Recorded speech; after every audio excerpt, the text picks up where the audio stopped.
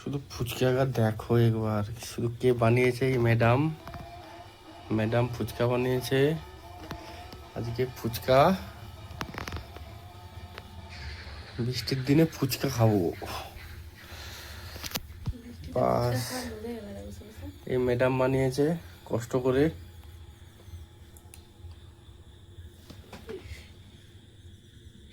এখন আলু মাখাটা হয়নি, প্রেসারে ঠান্ডা হতে দিয়েছি।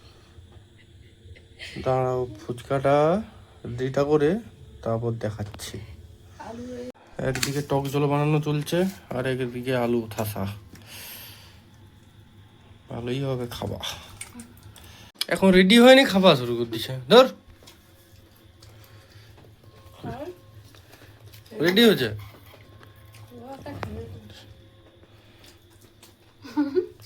এত কষ্ট করে বানিয়েছি, রেডি হয়নি, আমি আর কষ্ট করে বানাচ্ছি। কার কষ্ট বেশি হয়েছে? বানাইছে বলে বেশি ঢং। এটা ঢং হবে, বানালে একটু ঢং তো হবে, এটাই তো স্বাভাবিক। এবারে হয়েছে সবকিছু রেডি, এবারে হবে খাওয়া। ফুচকা খাওয়ার যে মেন জন চলে এসছে। সস এসে সস করে যায়, এসেই সস। সস দিয়ে ফুচকা খাবেন না? পাপা নাও ফুচকা নাও।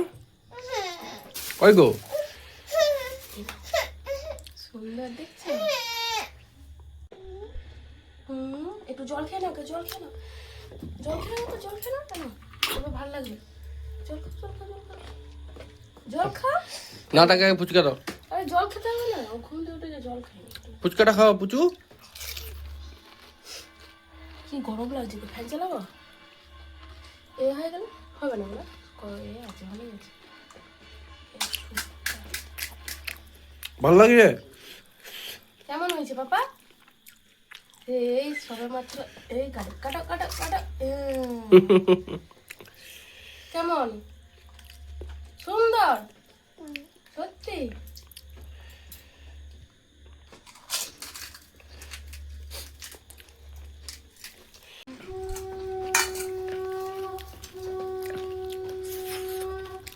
কেমন হয়েছে?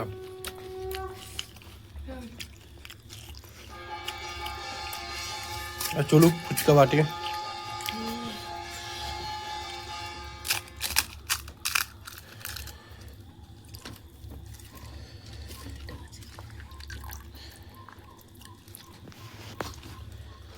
আমার খাচ্ছে দেখো, খাইনি কতদিন।